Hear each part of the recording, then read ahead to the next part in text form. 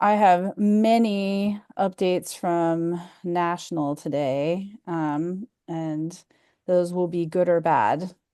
Spoiler alert, a lot of them are bad. Oh, So, but this is our agenda for today. So I've got quite a few updates from National, in terms of state.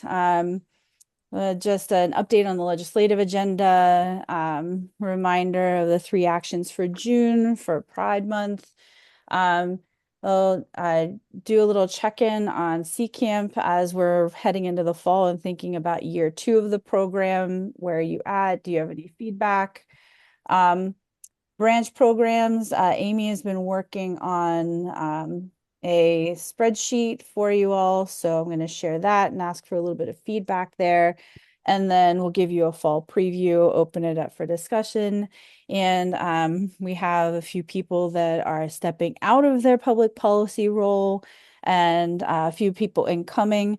And I know a few of them are on the call today. So I want to give an opportunity for folks that are stepping out to say a few words, and especially give the floor to some folks who've done some really great work with public policy to kind of say goodbye, but still please come to our meetings because, it's open to everyone. So that's where we're going to end today. And but before we get to the end, we have to start at the beginning. So let me get you started. Um, so my first update from National is an update from International.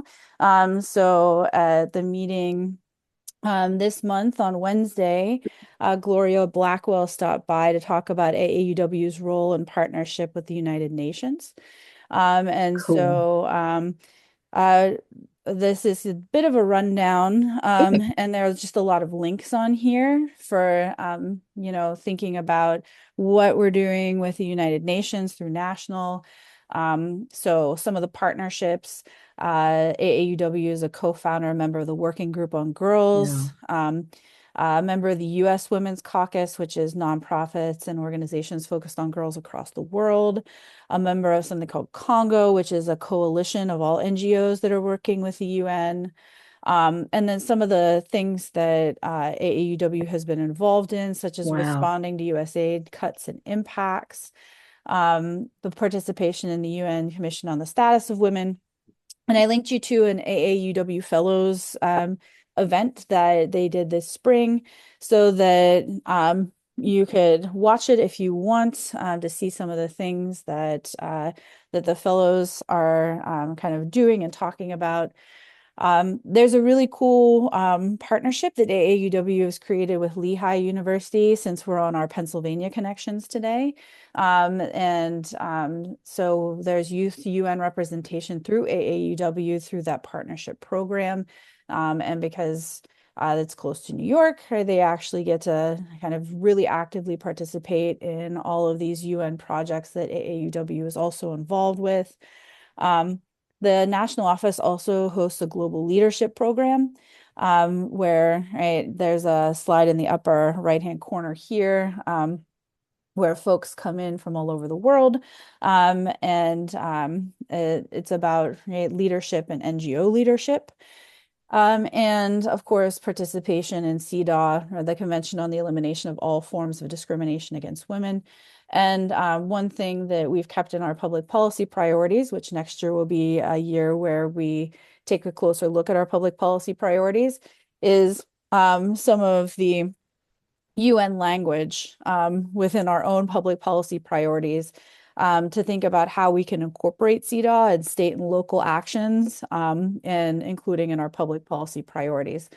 So that's a little rundown, but just also a reminder of the work that National is doing, right, to take AAUW into these international spaces and how important that work is to build coalitions, not just, right, within our own communities, within our own states, but also these international connections, to bring all women and girls up together.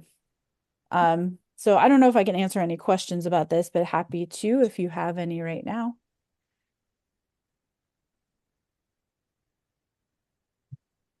I don't have any questions, Missy, but I can tell all of you that the incoming administration for AAUW California will have the tagline, inspiring action through community engagement.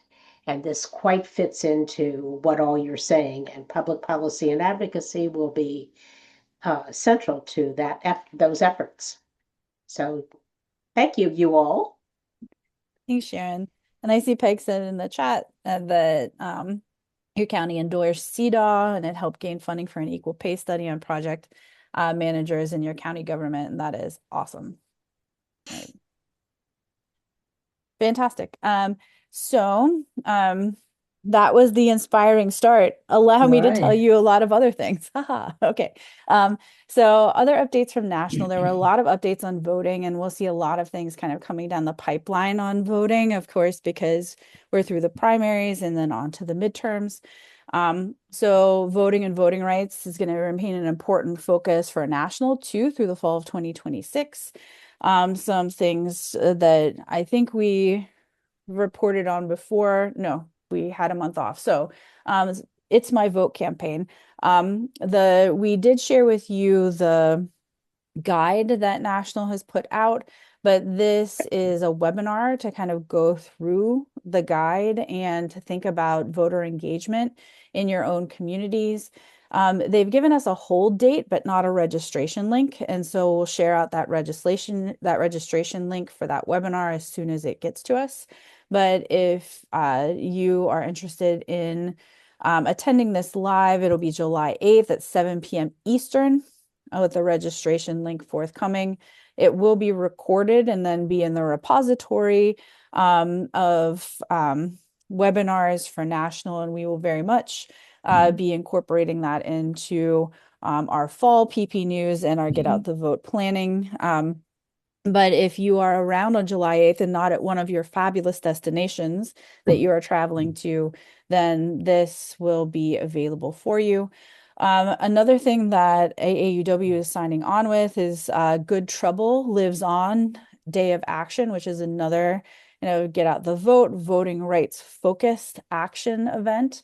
I've linked to this kind of organization, this coalition on the slide. But AAUW is going to put together a toolkit for how you can participate in this day of action or this weekend of action. So the toolkit will explain messaging around how AAUW is aligned with Good Trouble as the organization, how to host an event, how to find an event near you, actions you can take during the event weekend. So that is in the works, and just pinning that. There's a lot of things that July is a month where a lot of us are traveling, but there's a lot of things that are happening in July. So National will send things along and we'll send things along to you as they come up, but keep that in kind of your calendar. Other things that National is going to be releasing around voting in July will be the head-to-head voter guide templates. Now, we created some for the primaries because we knew these wouldn't be released until July. So we already have a kind of model to work with that we've worked with in the primaries, but National is going to release their templates in July. We'll start working with them in August and to create voter guides for the midterms in August, September. But heads up for that. And then just some updates on voting rights from National in terms of the federal government. Good news, no movement on the SAVE Act and the Save America Act and the Save Act. I don't know, they've got like 10 variations now, but there's been no movement on any of that over the last month. So we can at least put that as a small positive. In terms of voting rights, I know a lot of people here are court watchers, and so you've probably are aware of the decision in Louisiana versus Calais, which was a major decision on the Voting Rights Act that has redefined, we could say, the idea of racial gerrymandering.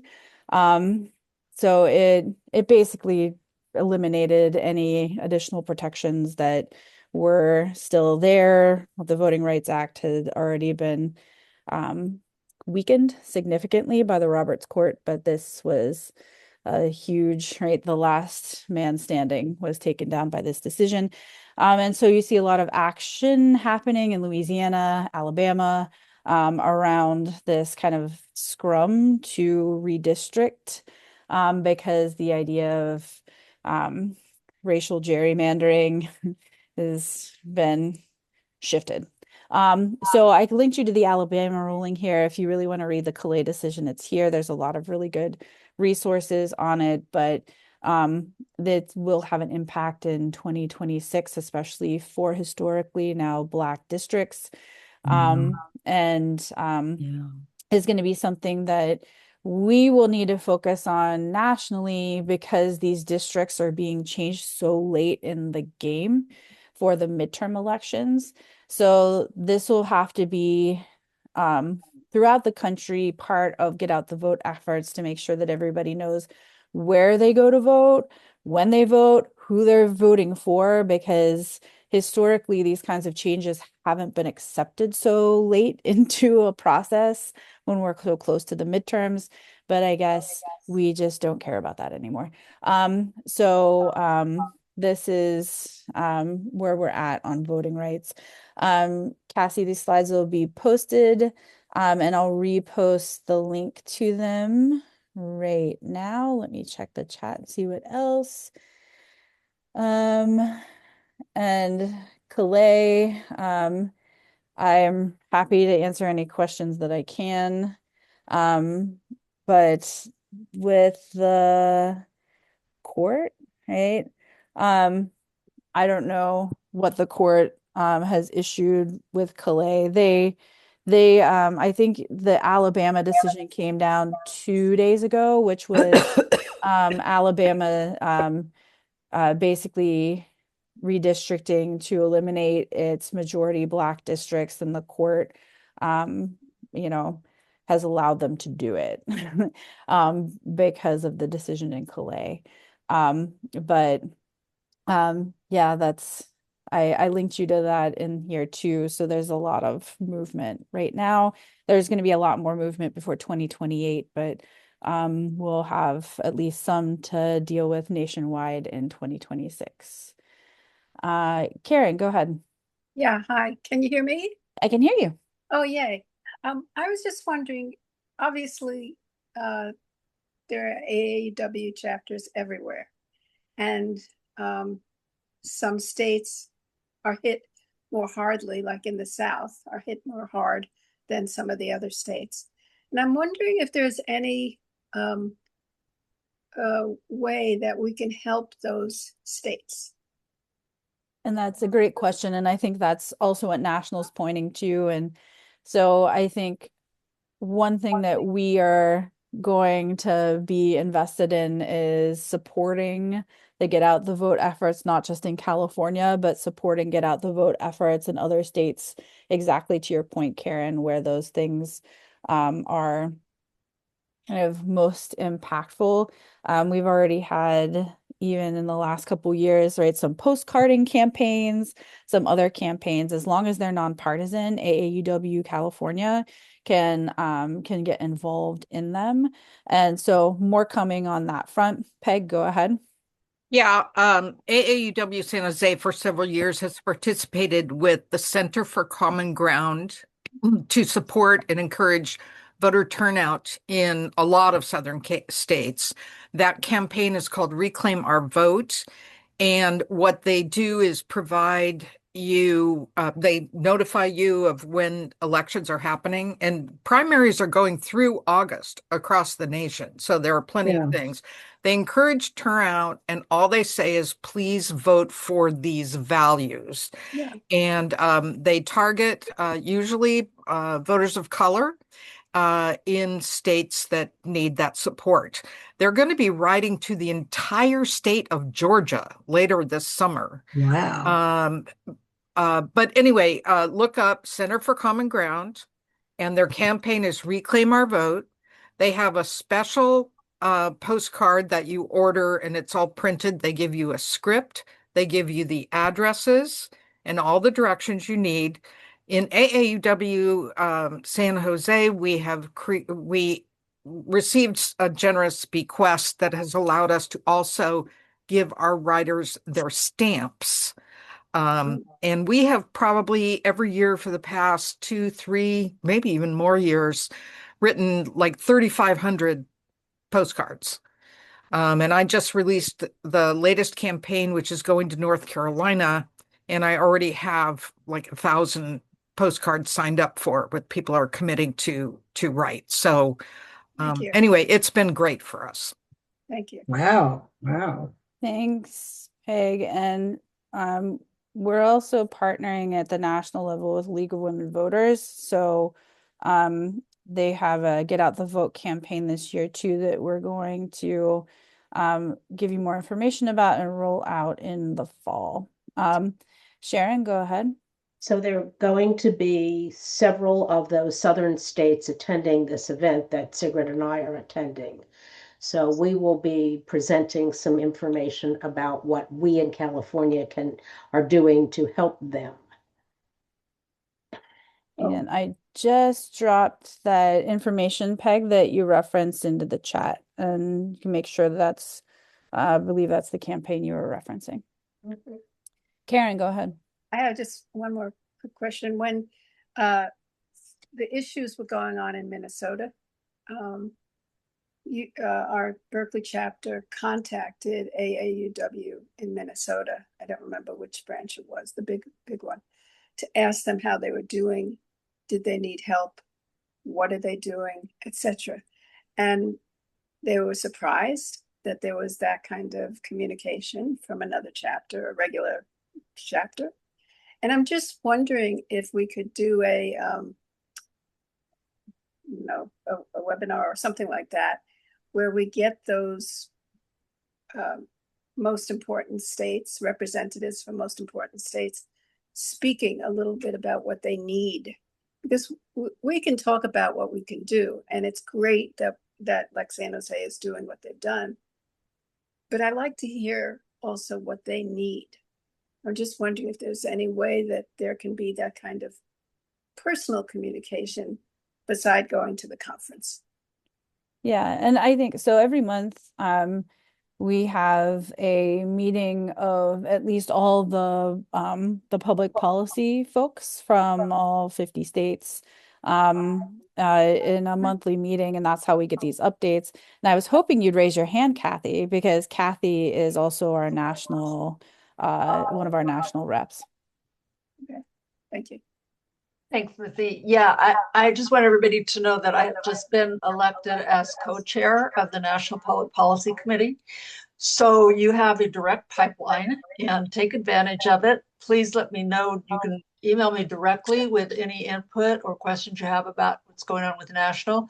And one of the main things that we're going to be working on this next year is ways that we, at the national level, can be of more assistance to our state branches across the country, and ways that we can connect branches with each other. So we really welcome your ideas, your questions, your comments that I can take back to the committee and use to help us formulate those plans for the upcoming year. Thanks. Kathy, I would urge you to be a presenter at the in-person conference in April 2026 with regard to all of the public policy stuff, along with Missy and Amy. I would be happy to do that. Just let me know. Yep. Thanks, Kathy. And Karen, if you want to reach out to Kathy directly or both of us or me, I'll make sure anything that ideas that you have, feel free. We'll filter them to Kathy or just CC us in them so that we can spread the word throughout California as we kind of connect with national. Thank you. No problem. All right. Ready for the onslaught of national updates that are intense? Okay. Everybody take a deep breath. And if you have, I only have water, no more coffee, but I'm going to take a big drink. Okay. So, things that are happening federally and then kind of what we're thinking about or doing. I put on here on this slide and the next one, keep your eyes on your inbox in July, because a lot of things are happening in July, the exact month that we usually are all vacationing or doing other things. So keep that in mind as I go through these. Okay, so appropriations. We have, right, we're at early stages of the new kind of budget cycle. So here is your hope, right? When you're looking at the new kind of proposed budget and budget proposals, don't panic yet. There's a long process of reconciliation that will still move forward. This year's budget wasn't truly approved until January of this year, even though it was proposed last May, because there's a lot of wrangling that happens with things that are funded and defunded. So the initial budget will be negotiated, and that process will be ongoing over the next several months. So stay tuned for updates about that process, how it's going, and where AAUW National does dip in and out of that process. We don't want to go there yet. So next thing, federal action alerts. So you might receive action alerts about national bills, and they were careful to say, like, you might be like, why am I getting an alert for this bill that there's no way it's going to pass in this cycle? So because we are anticipating the potential for House turnover, some of the priority areas that National is seeking to advance may be proposed, and you might see action alerts around them, with the attempt to get priority legislation into the top 10 bills introduced in January. So you might see action alerts around pay equity, paid leave, public funding for public schools, and that is a strategic kind of attempt to set us up for next year. So look for those action alerts as they come, and know that that is a strategic move, and that is what National is doing with those action alerts. They might not seem responsive to some things that are happening in the kind of real time immediately, but they are being used for a purpose. Any questions about that?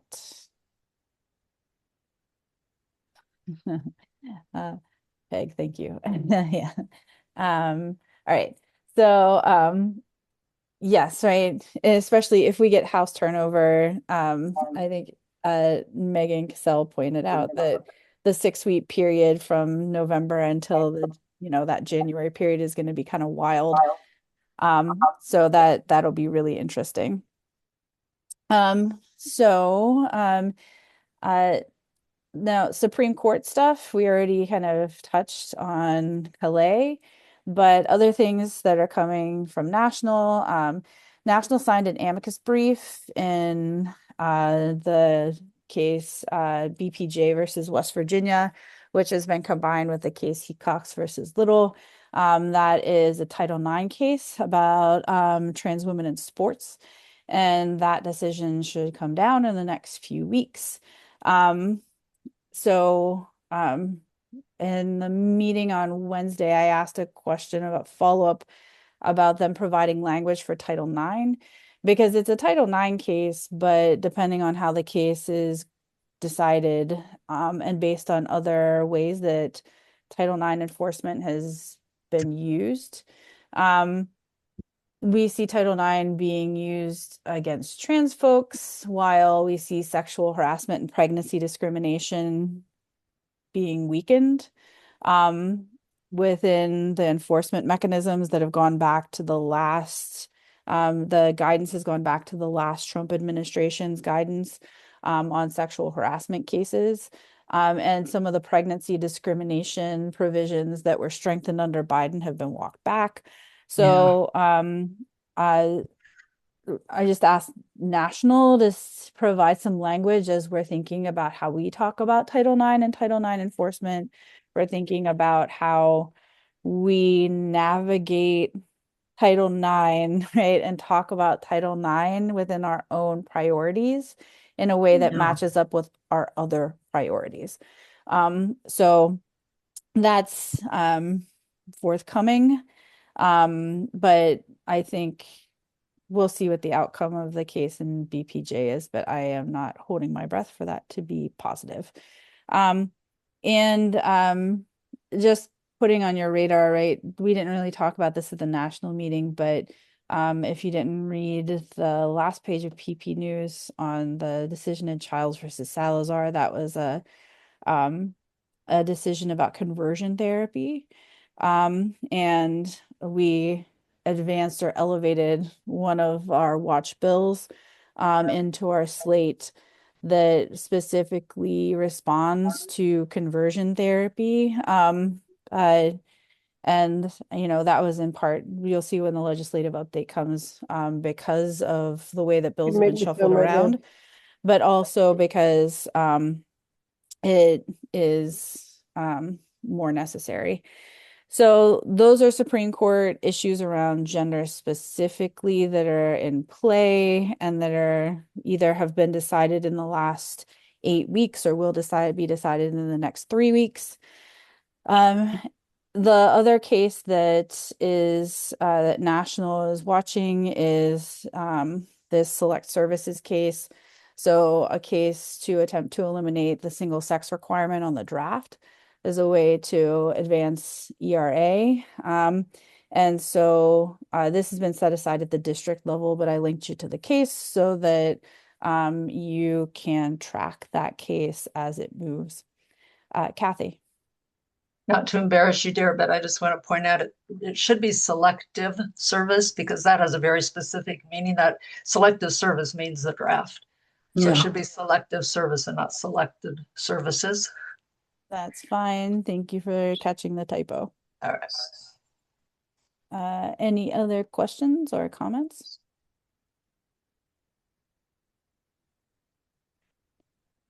All right. Okay. So, regulatory changes. This has been the ongoing kind of thing, right, with this administration is if things aren't moving through the courts, or if they're not winning through the courts, or if we can't pass laws, then there's a lot of changes that are happening through rulemaking and rule processes. So the patriotic education rule that we fought against was actually just finalized. And so you're linked here to that language and how it ended up coming out. There has been a new rule proposed for the review of scientific grants by some kind of independent committee. I did not read that 400-page proposal. I am sorry, I couldn't do it. It came out last Friday, but I did link you to a Guardian article. And this is, I know that the other committees that I'm on with academic and the American Anthropological Association are in coalition to like fighting back against this kind of review, because it will basically mean that federal grants will only go to researchers and research that aligns with Trump administration priorities, rather than it being a review process based on the scientific or other merit of the grant proposal. Kathy? Yeah, I think the main gist of that was that they're going to remove scientific review of research grants. I mean, it's basically what you're saying as to who the reviewers will be, but the really important thing is that they're eliminating. The proposal is to remove scientific review of those grants. Oh of my scientific God. grants. Yeah, correct. it's the review will be done by like a politically appointed committee to align with Trump administration priorities rather than it being review, by the internal committees based on, right, the scientific merit of the actual proposal. And now this is in addition to the kind of zero budget that they've already proposed for the social sciences for the National Science Foundation. So there's an active kind of attack on data, right? As we have in kind of another bullet point here, and right, scientific merit. Um, uh, Cassie, if you have to jump off, do you want to say something before we move on? Because feel free. Oh, thank you, Missy. I just want to say how much I appreciate all the work that you and Amy have done and are doing, and how much I value the work of all the branches' public policy chairs. It's been really inspiring to hear what other branches are doing. And I'm stepping down. I was hoping that my successor, Susan Burnett, would be on. I don't think she's on the call, but yeah, again, thank you all for what you do, and your work is so inspiring. Thank you, Cassie, and thank you for giving us a model for lobby days this year and for all the work that you've been doing at your branch. We appreciate you very much. Yeah. Thank you. It's my pleasure, and I'll look forward to hearing how everybody did with our new model for lobby days. Thank Awesome. you. Thanks, Cassie. Okay, bye-bye. Having chicken salad, sandwich. Right. You're making tea for me, right? You're making tea for me, right? Missy, maybe you want to mute everybody. Oh, thank you. I'll just ask everybody to mute. I hate to mute everyone. Yeah. But let me see if I can find the mute. All right. Get some chips. Mm.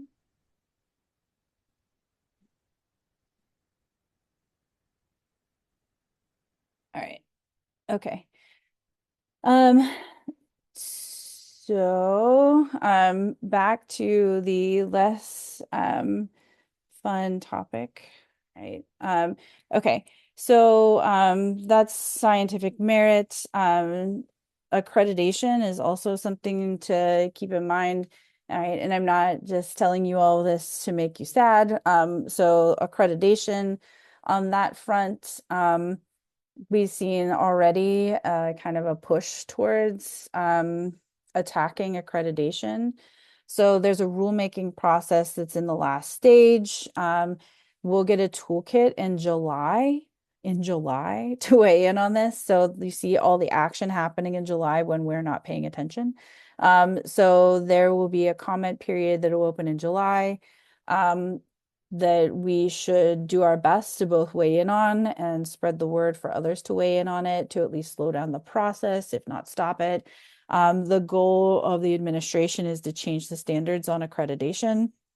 And then when a school is not accredited, the students cannot get financial aid. And so this is going to go after not just professional schools, but also private schools that might be doing are having a little bit more leeway right now to make decisions internally than the public schools have. And so the accreditation push is, will, be a way to get at those schools a little more directly.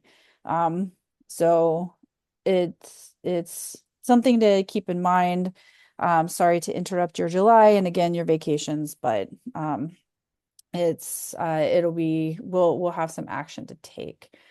And yes, schools that are not accredited wouldn't get federal financial aid, right? Not all financial aid, but even private schools run on quite a bit of federal financial aid usually. So that is part of the concern. But yes, Peg, you're correct. They would not get federal financial aid. Kathy, go ahead. I just had a comment before you go on to EEOC, but I'll wait till you're done. No, go ahead. Yeah, there was one more issue that was brought up from the administrative standpoint that I thought it was important to talk about, or just to mention to everyone to be aware of. You all know about what's been going on with the loan caps and funding, providing funding for certain professions and not for others, and the really high adverse impact that it's had on women. And another issue that we talked about on Monday relating to this, or Wednesday, relating to this, was the fact that we're seeing a shift in the whole approach, the way we think about education. We're moving away from a view of education as having its own intrinsic value. People, our citizens getting higher education, having an intrinsic value to the contributions that makes to our society as a whole. And we're moving away from that to a model of education is only important for how much money you can make off of it. So the shift is really from away from any providing funds for anyone to go into professions that are, quote, low earning. And that's the real dangerous impact that we're seeing from this. And we're already seeing a lot of institutions who are closing certain programs, those who are shutting down programs that are so-called low earning. So this is something for us to really be aware of, and something that AUW is keeping its eye on. Thanks, Kathy. And I think that's, I'm glad you brought that up. It's also the way that they're crunching the data for low earning professions. This wasn't, I don't think this was brought up on Wednesday, but is they are only looking at the first 4 to 5 years of earning potential out of the acquiring the degree instead of across the lifetime, which is highly problematic. And this is just because I'm really involved in in anthropology accreditation and anthropology departments. And so that has been a way that there has been an attempt to close anthropology, sociology, gender studies, ethnic studies, because it doesn't account for the ways that those degrees upskill folks to go into graduate school or different professions, or in accrue, even their earning potential across the lifetime. So not only is it just about earning potential, but even the way that they're calculating earning potential is problematic. And so both of those things are just maddening. And let me see, Shari, where is the line between what California can do and where federal law will reign supreme? I think this might be EEOC, and but I will tell you what states are doing on that. I'm not sure about the data collection on this topic. And Karen, immigration issues, not on this national call, not directly. This was largely focused on national's priority areas have largely been ed and higher ed, but there wasn't anything brought up in this call on international students and immigration issues on that front, but they have addressed some of the visa issues in the past, but nothing that I can think of on this call. Did you have a more specific question, both Shari and Karen, before I move on? I was just really wondering, as all of these things are coming into play, how does California ensure that we can still do data collection, like that we as a state, so that we can ensure that there's, how do we maintain kind of our, if you will, our value system, our ethics, our sense of, racial, social justice from a legal perspective and from a law perspective within California when the federal government is making these shifts? And is there a way to do that? So yeah, I- I'll see if I can, I'll give you a couple, like we've been trying to support legislation that backfills some things that the federal government is not doing already. There was AEW didn't, this wasn't on our legislative agenda, but there's a proposal to like create basically California's own NSF, right? Like to kind of backfill that. On the EEO data, this hasn't been eliminated yet, but that's an area to think about, data collection from that historically had been federal on employment data. But right, California already has some mechanisms to collect data internally. So I think it will depend on the federal things that are eliminated and the things that we do need to backfill that California doesn't already do. I'll give Peg and then Kathy a chance to say something, and then Karen, if you want to ask a question about immigration. Okay. Okay, Kathy, you go first because you may be saying similar things to what I might be. So the state laws on data collection apply to state businesses and state data. So that this, even if this changes, that won't affect what we do here in California as it relates to collection of our data. This is federal data. Where it will impact, have a big impact specifically on AEW, is if that data collection is eliminated, not only does it affect the ability of states to pass legislation that addresses disparate impacts, but it will also affect things like the publications and research that we do on gender equity, because that data will no longer be available to us, which we rely on for those reports. So that's the impact it'll have, but it won't affect our ability to collect data in the state.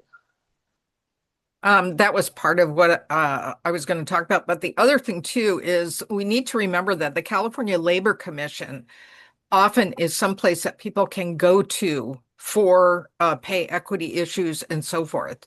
And California does have quite a few laws that, you know, cover similar situations to the federal laws and are often like family leave and things like that. Some of those are addressed at the state level. It might be interesting to have someone come and talk to us about those things. I do have a contact who might be able to put together something like that. We've done that locally here in talking to people who are worried about pay equity, and she's quite good. But I'll save that for, you know, whenever that comes up, for whenever that's important for you all. Thanks, Okay. Peg. Thank you. Karen, go ahead and ask a question, and I'll come back to EEO data. Well, I'm not sure if it's a federal or a national or a state, but of course we will know that students are being impacted by detention, immigration, and families separated, and schools being disrupted. And I'm just wondering if national is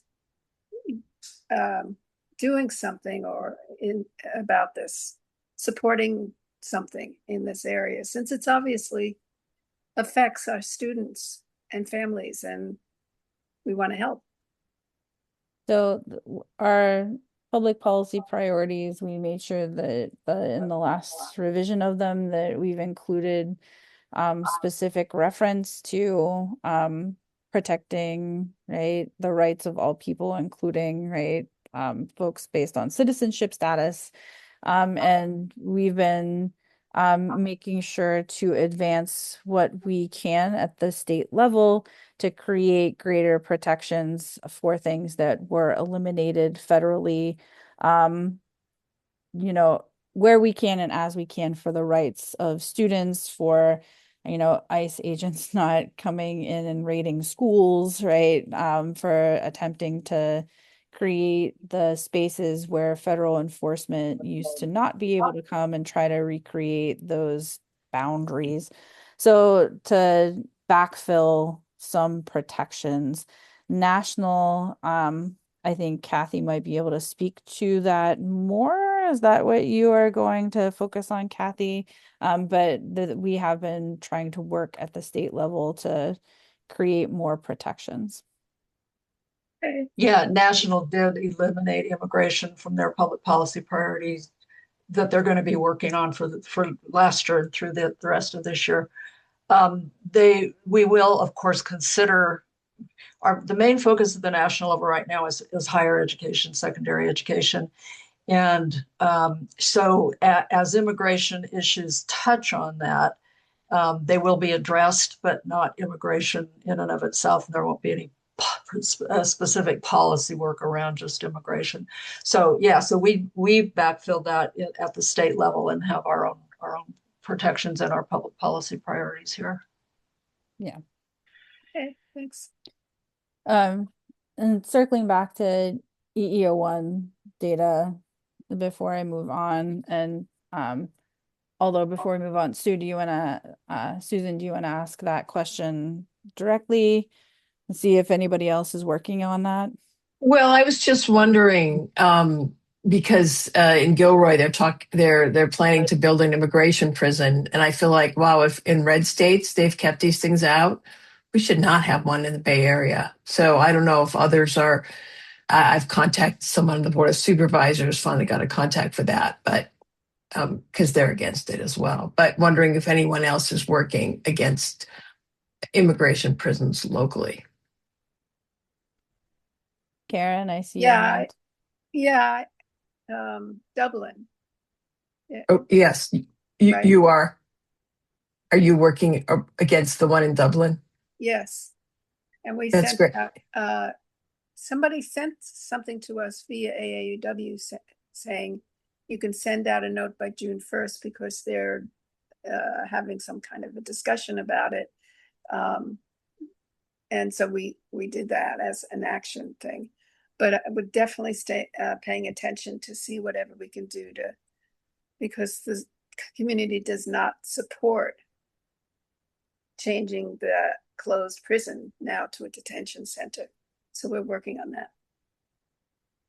That's great. Could I contact you somehow about what you're doing? Or I'll Sure. put my email in the box and you can contact me. I'll be away for the next month, unfortunately, having surgery. But after that, if you'd love to work with Yes, you. absolutely. Thank you. Thank you, Karen Weinstein. Yeah. Thank you. Okay, I'll put my email in. Thank you. Claire, go ahead. Susan and Karen, I was just wondering, could you let all the, at least the Santa Clara County, the IBCs know about it? Because I think it's important that all of the branches in Santa Clara County, and maybe in Monterey and Santa Cruz too, have this information, any information that we gather up together. Okay, I can Okay. send you what was sent to me, which was to send a note to these people about it. I could send you that information. Oh, So all the chapters in Santa Clara. right. Okay.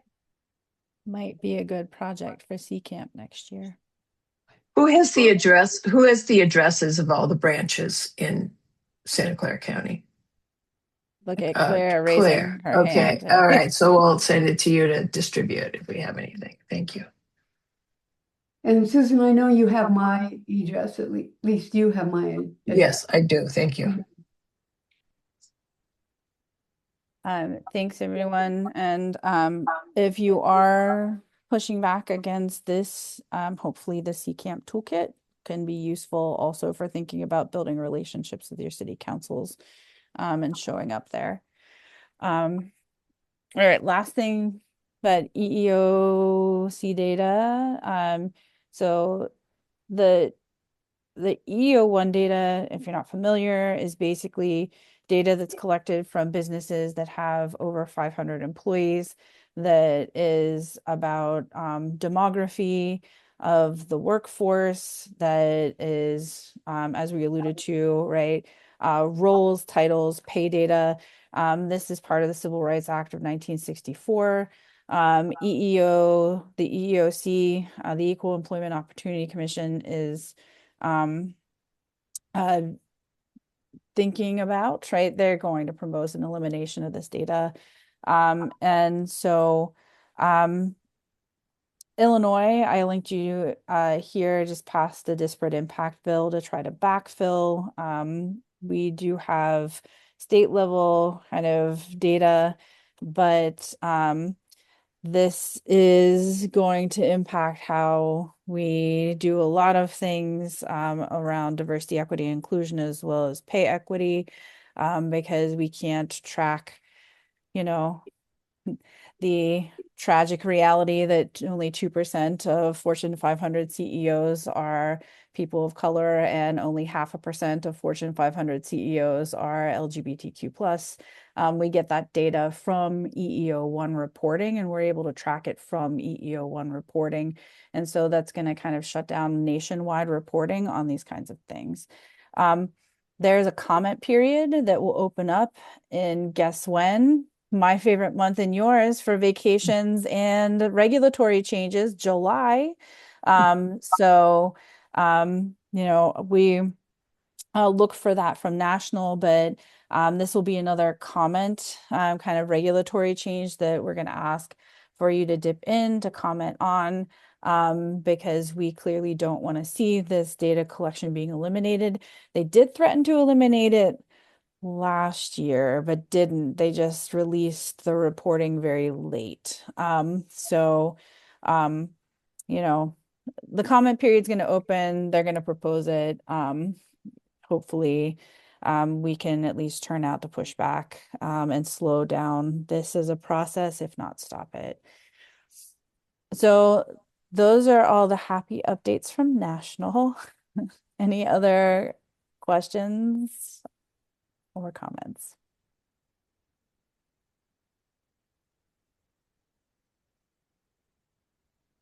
All right. We'll give you California legislative updates, move on to the kind of state level stuff. We had 14 bills on our legislative agenda, including watch bills that got that will live no more after appropriations. So they got hung up in appropriations and they perished in appropriations. This is not entirely surprising given the budget in California, that we have to work a little harder to get anything that has a budget impact out of appropriations given the budget crunch. So we were able to add bills back to our legislative agenda, both from the watch list and bills that had been identified after we set our legislative agenda. So that is the good news, that we were able to add some good bills to the legislative agenda after we lost some. I was really sad about some that we lost, but the two examples, and you can check out the bill tracker, two that we were able to add. AB 2540.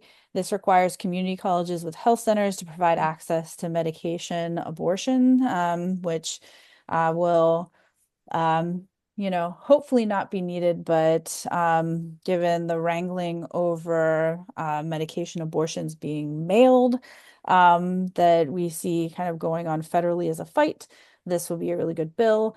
SB 934, which allows individuals harmed by conversion therapy to have sufficient time to pursue legal action. I think the importance of this bill too is the way that conversion therapy is defined gets around what has been seen as problematic in the recent Supreme Court decision that banned conversion therapy, that allowed for conversion therapy as talk therapy in Colorado. These are two good bills, and that's an example of what we were able to add. And all three of our A priority bills also passed out of the Assembly and have moved into the Senate. And we are doing our best to shore up lots of relationships to get those through the Senate as well. Sina. Yeah, just to bring up, I just have a question on when we had the lobby day and the two CREL bills were really received well. And in fact, we were invited to have the be on the campus. Can you tell me or tell everyone what's happening with that as far as the day and time and what's involved and that kind of stuff? I don't have any additional details with them yet, but Senator Blakespeare's office invited AAUW to come table at an event on July 16th. The tentative time is 6 p.m. on the UCSD campus. And they're supposed to circle back with me this month to fill in the gaps. But as soon as I have those details, I will share them out. The tabling, the event will be the senator, a local DA, a survivor and service providers to raise awareness about human trafficking in San Diego County, and to especially on a college campus, where it's often seen as invisible, and to provide AAUW has been asked to come and kind of provide handouts and resources and advance these two pieces of legislation or provide more information about them at the event. Yeah, and this happened because of Lobby Day. So that's really important. We went to the local office, and I did know the one who's in charge of the local office from past, and it was like the discussion was amazing. And when they found out about, obviously, the Krell bills, they immediately said, hey, why don't you get involved? And so that going to the local district office, right, and making that contact now, you know, gave us obviously an avenue of you know, getting out there more. So I just thought that visit the local offices on Lobby Day, just an aside kind of thing, was really important. Yeah, I agree. Thanks, Sina. And it's this will be a really nice, I think, event too. And when I have more details, the more folks from local branches in San Diego and San Diego County that we can kind of get to the event to come hang out and represent, then that would be fantastic. Yeah, and I noticed the IBC that I'll be sending additional information on that. So they're aware of wanting all the other branches in San Diego to get involved. Yeah. Perfect. Thanks, Sina. Thank you. Ginny? Ginny, you're muted.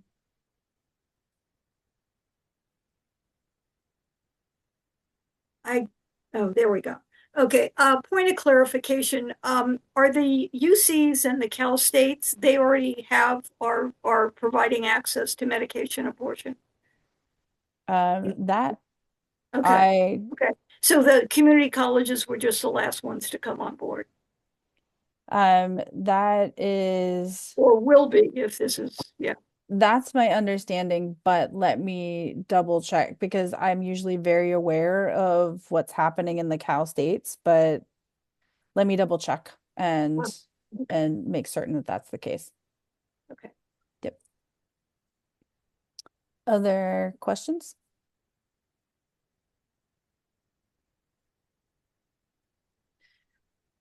All right, so if you haven't checked the bill tracker, check the bill tracker, mourn the loss of some of your favorite bills, and get excited about some of the new ones we were able to put on. One of my favorites, one of my favorites went, and I was very sad about it. Okay, so we have to layer the sad parts with the what you can do parts. So we lost some bills, gained some good ones. Just a reminder that we have some action kind of items, and here's what we have listed for you for June for Pride Month.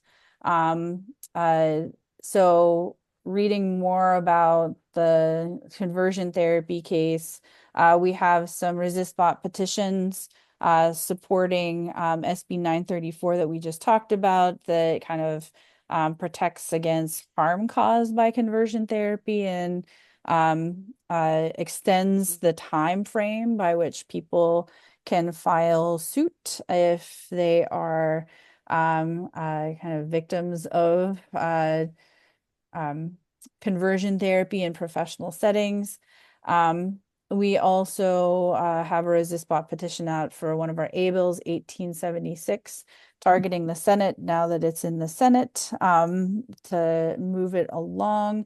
It's been moving pretty well, but it is a good Pride Month activity in particular to move that one forward.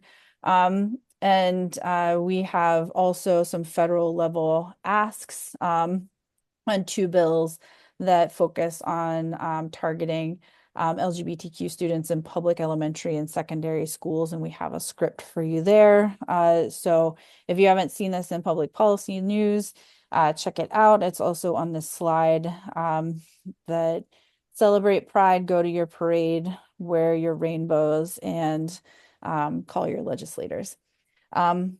Any questions or comments about this or anything else to add for thinking about what you can do in June for Pride?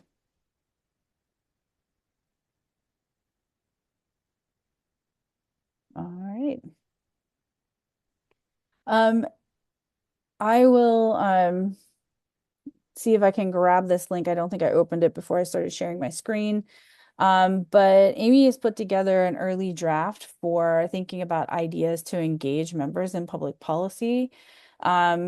She put a we on here because she's very nice, but it was Amy that has been really putting this list together about creating a repository of branch public policy programs and activities, cross-branch learning exchange. I've shared this deck, but let me stop sharing so I can share the link out so that you all can take a look at it, of this kind of spreadsheet that she has put together. And I will drop that in the chat. So she's put together this spreadsheet and I will share my screen so you can see it. And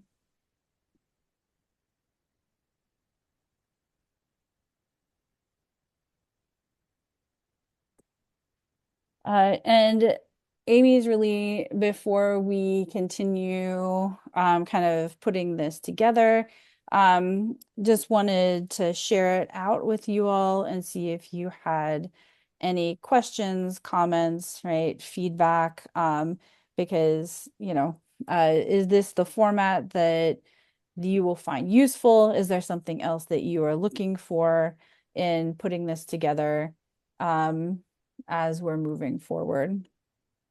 This goes right along with what we're hoping to accomplish in the next 2 years after July 1. So excellent. Thank you.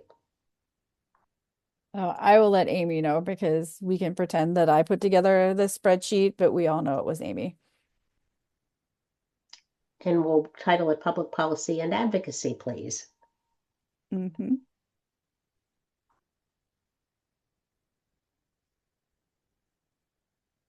All right. If I can, if y'all are good with this, you like this, you'll find this useful, then we'll keep chugging along and putting things together. I think we're also trying to think about how to gain, like, you know, continue to kind of collect this in a way that makes sense.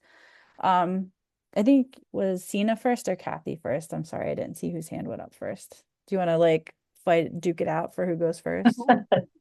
Yeah, I just want to say, Kathy will have the details, but I just want to say that I think it's great. And I think it really, excuse me, because, you know, to get the branches involved, it is public policy.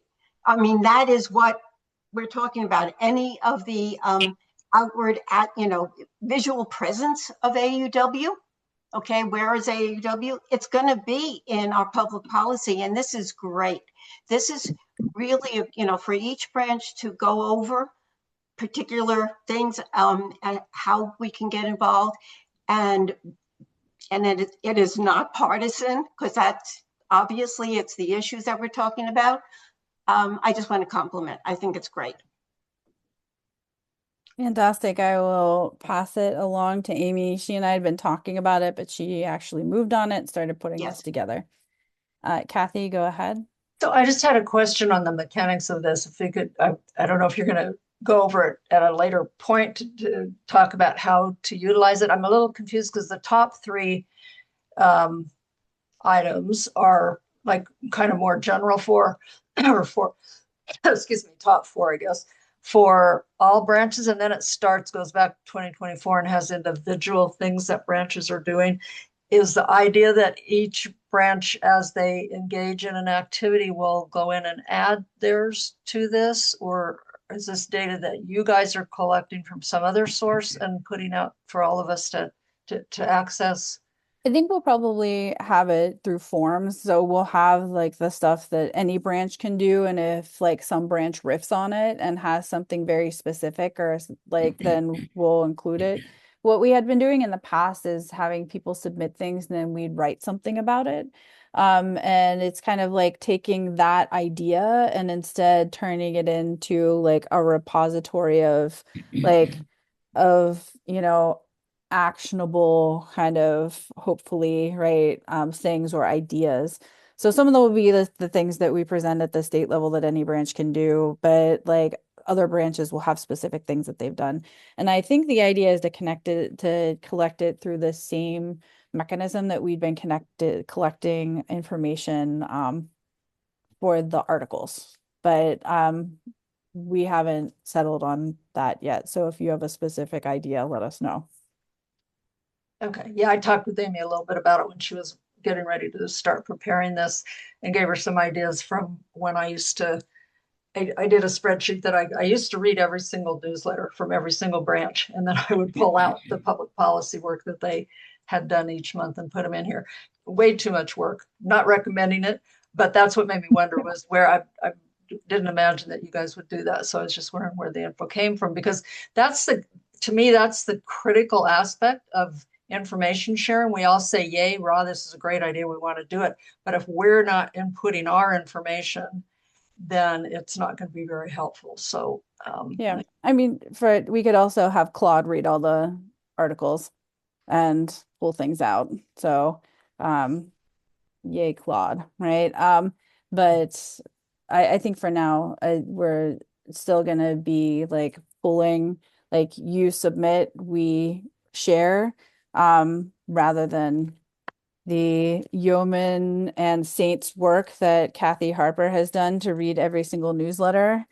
That's pretty I might let Claude do it though. Elaine? I just want to say thank you for doing this spreadsheet. I think it's a great idea to share what each of our groups are doing, because I think there's a lot going on out there that we can do. The big challenge is going to keep it updated, and but as long as you're willing to do that and have Claude help you, we'll see how it goes. I think, but I just want to congratulate you. It's a little hard to read for me at this point, so I look forward to seeing it getting published. Awesome. And thanks, Elaine. I will, this is, us kind of getting it started, and it is a lot of work, so we didn't want to do it until we got some feedback from you all. So we'll continue on, and hopefully it is not just me and Amy doing it. We have a fantastic committee, some of whom are on this call. So if you really want to take this up, we would be happy to have you do that too. Susan? Yeah, sorry. It looked like maybe two of our activities were on one line in San Jose. Both are Get Out the Vote with Reclaim Our Vote, and then our visits to school board meetings, which could be combined with the Greater School Board Project, because that's what prompted us to take that route in our own area. I may be wrong, but somehow I thought it looked like there was like the school board and Get Out the Vote were in the same line. So is that wrong? Yes, I think I see it on that line. Yeah. Amy knows what's what. She just, was doing too much. Yeah. Thanks, Susan. Mm-hmm. All right. Okay, I will let Amy know that she's awesome. And let me go back to, you got about 15 minutes left of hanging out with me. So let's go back to these. All right. So now upcoming things, a quick check-in on CCAMP, and then we'll open it up for open discussion. So uh, upcoming things, school board monitors and observers training for the Public School Defenders Hub. We have this upcoming on June 11th, 6:30 to 8:30 p.m. Pacific. The registration link is on the slides. This one will be about state education code requirements, school boards, for inclusive education for all students, how you can kind of push back against extremist local actions, how to prepare to actively engage at school board meetings, Brown Act governance laws with local boards, with which local boards must adhere, and how to escalate complaint filings about noncompliance. So this is super useful if you are going to engage more with school boards in the school board project. And that is June 11th. That's a Thursday from 6:30 to 8:30 p.m. The registration is here. We are going to try to take a summer hiatus, even though July is not looking good for us to take a summer hiatus because of all the federal rule changes. But Public Policy News will be on a hiatus for the summer. So your next issue will come the 1st of September. For your September preview, we'll still be sending emails about any state level action, and we'll try to keep you abreast of things that are happening with the federal rule changes. As far as our own bills, a lot of the action is going to take place in June before the July kind of recess for our own state Senate and Assembly. So there'll still be some kind of movement, making sure our A bills are moving forward. There is a hearing for in ed in the Senate for 1766 on Wednesday next week, whatever day is the 12th. So it might be Thursday, Friday. What is time, right? But it is next week. And so far we've had really good success, but you might hear from us to help us move our bills in June. Follow us on ResistBot if you haven't done so. We try to post things there. We also try to send out emails if we need you to contact specific committees or committee members for support for state level legislation. Also coming this fall, just to keep on your radar, since PP News won't come out until September 1st, we'll have Get Out the Vote resources for the midterm elections. And we're planning to do a webinar about the Heritage Foundation's 2026 report. Yes, the 2026 report, Saving America by Saving the Family, a foundation for the next 250 years. I wrote a 4-part series about that. Please drink first before you read it. We are doing a webinar on it this fall as part of our Get Out the Vote efforts, because I'm already seeing movement on some things at the state and federal level. So just to kind of connect how the choices that we make with voting are going to impact how these things get advanced. To follow AAUW California on ResistBot, there's a website. You can just hit the follow button. I'll stop sharing slides and follow ResistBot. You can access the 4-part series. We've linked them in Public Policy News, but I published it on my Substack, so it could go out more broadly. And I'll put both of those links in the chat in a second. Let me see what's on the next slide, and then I'll put them both in the chat. Thanks for asking, Peg.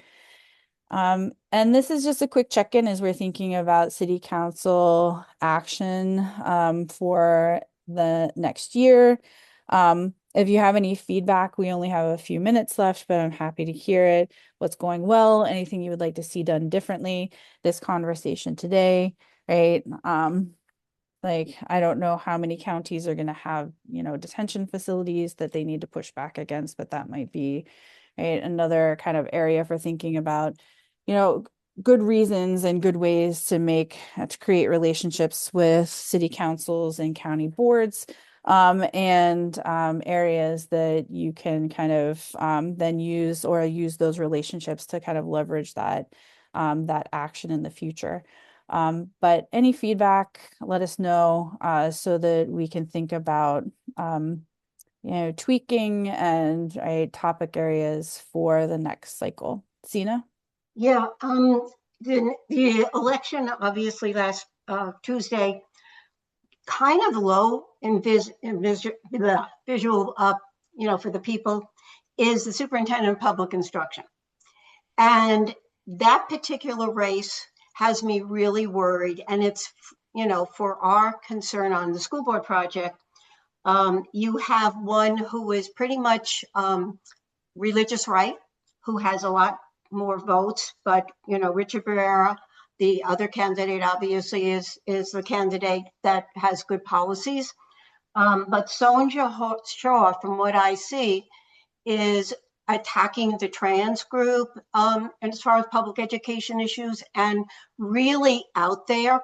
And my concern number one is that people don't vote for that position, down ballot. Okay, so if you're well organized, you're going to have that advantage.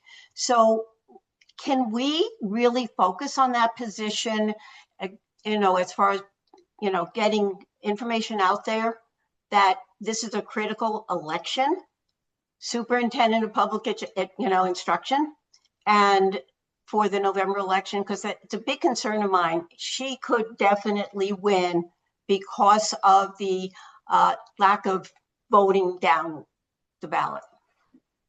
I think yes, and I think we can do head-to-head. We can always do head-to-head kind of comparisons as long as they're nonpartisan. Kathy, do you want to weigh in on that? Yeah, I just want to mention that we need to, the committee needs to talk about this, Sina, because it is a really important issue.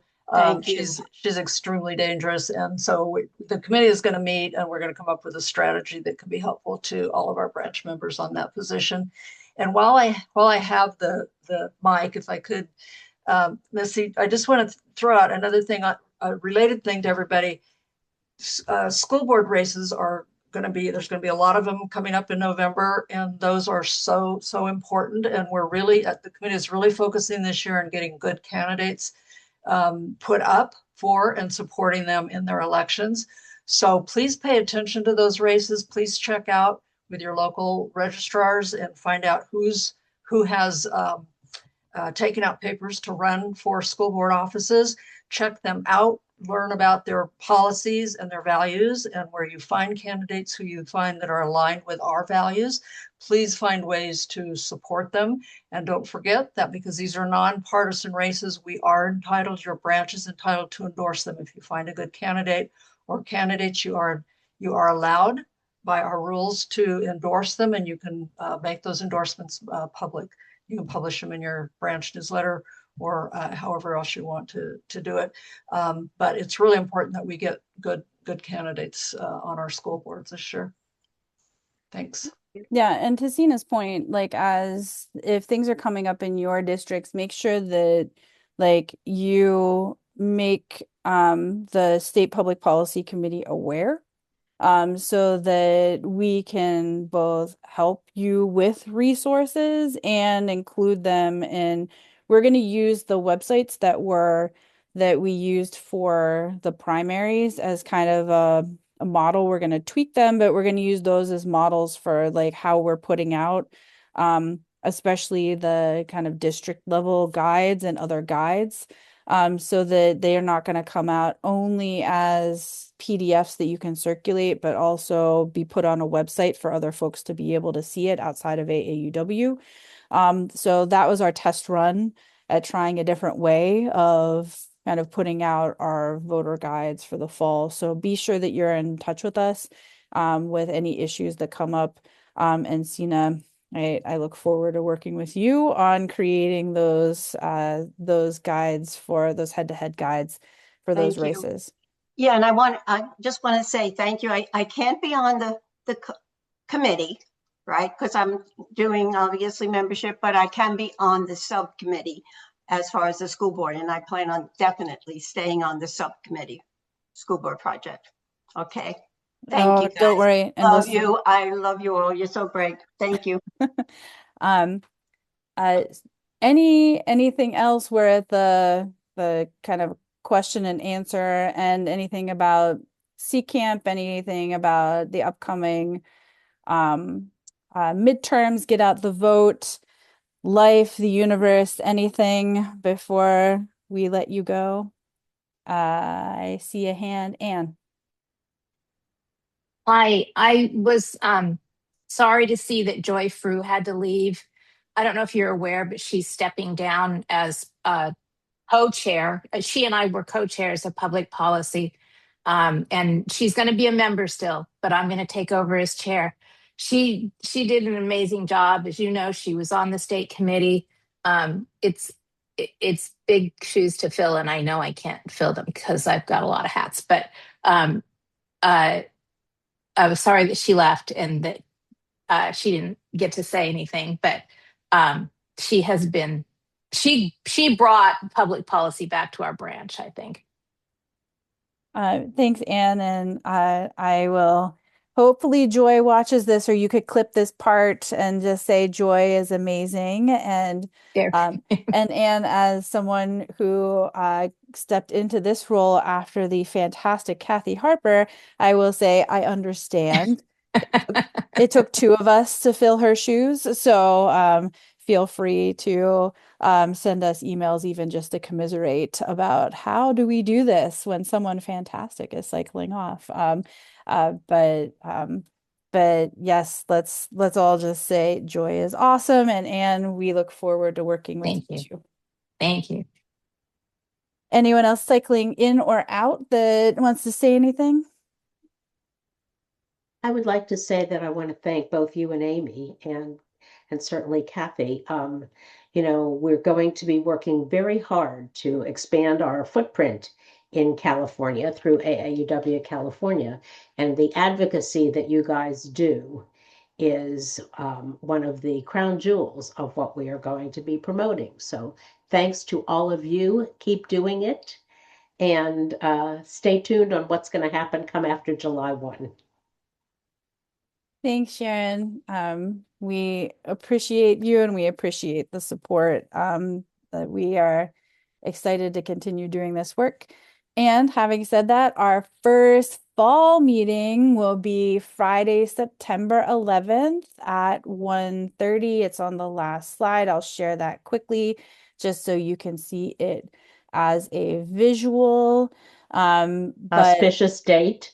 It was either that or the day before before Labor Day, and nobody wants to be hanging out on a Friday afternoon before Labor Day. So this is, I have tentatively, I'll remove that. That is the date. I checked with Amy, we're both available. So this will be our kickoff for 26-27. Your fall public policy news will come out September 1st. And look for emails from us in July about some of the federal actions, in June about anything that we need movement on at the state level. And in August, I anticipate that we'll start rolling out some of our Get Out the Vote material before September, but everything will officially launch in public policy news September 1 with our kickoff September 11th. So enjoy your summer as much as you possibly can. Enjoy all those vacations, and thank you so much for all the work that you do, have done, and continue to do to advance our public policy priorities. I appreciate all of you. Thanks, everyone. Thank you, Missy. Bye. Thank you. Okay.